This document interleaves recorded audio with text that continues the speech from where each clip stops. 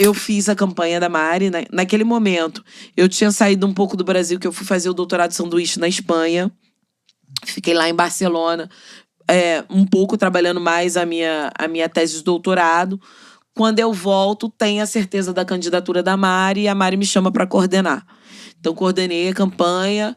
A gente conseguiu eleger a Mari como a 5ª mais votada no Rio de Janeiro e a 2ª mulher mais votada para a Câmara dos Vereadores. E aí fizemos um mandato muito articulado com as mulheres, com a luta das mulheres, com o movimento negro, o movimento LGBTQIA+.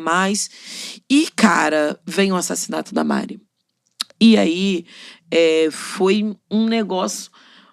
É um negócio que eu não sei, eu não tenho adjetivos para caracterizar o que isso representou na nossa vida, na vida de quem estava muito perto, na vida do Brasil, na vida do mundo, né? Porque depois a gente viu o quanto que representou também um corte na vida de muitas mulheres que, porventura, não estavam fazendo debate sobre mulheres e resolveu entrar e fazer esse debate porque se viu também como vilipendiada nos seus direitos.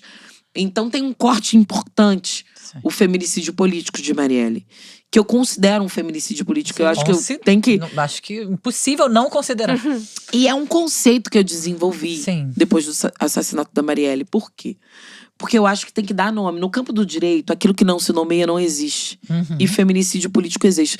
São 2 conceitos em um só, né? Feminicídio e político. Por quê?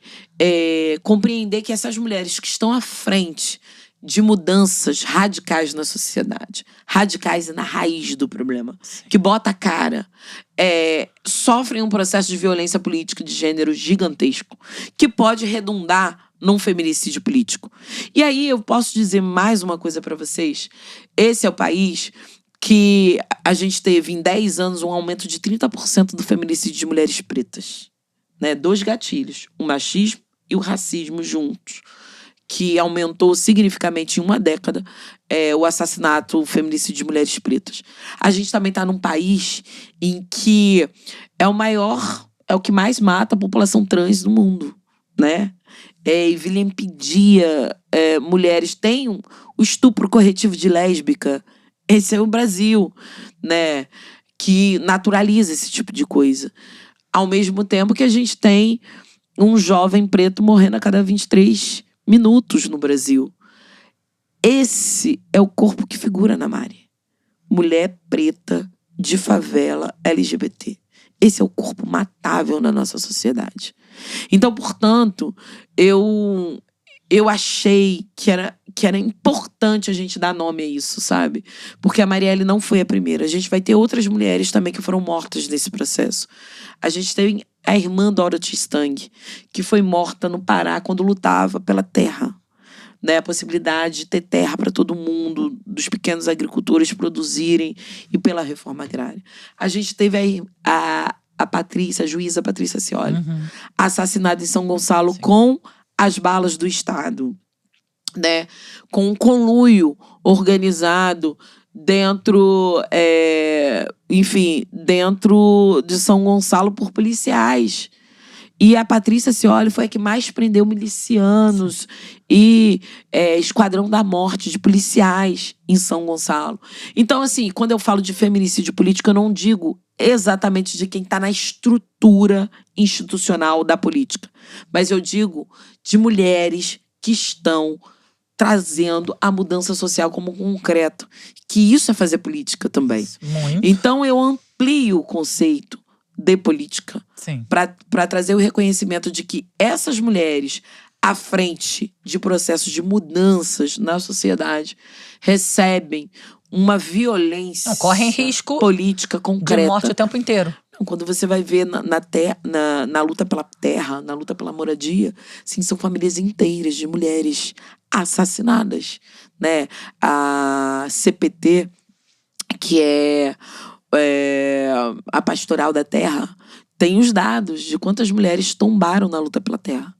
E assim, é assustador, porque não aparece, é invisibilizado a luta dessas mulheres. Então, quando eu estou trazendo o conceito de feminicídio político, eu quero que a gente construa formas dessas mulheres não serem alvos tão fáceis quando elas estão na luta política metendo de mudança concreta e dessa sociedade racista, machista, LGBTfóbica. Então a gente precisa dar nome para as coisas. E eu lembro que… E esse foi seu pós-doc? Esse foi meu pós-doc na UF. Eu já era deputada estadual. E eu defendi em 2000… Defendi não, porque você representa um relatório no pós-doc.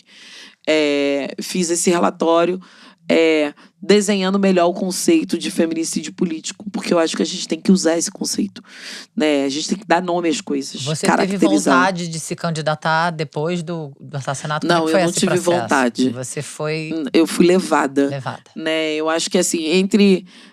a vida… né? Às vezes as pessoas vão falar, a vida são de escolhas. Eu não escolhi ser defensora dos direitos humanos. Eu fui levada a isso. Sim.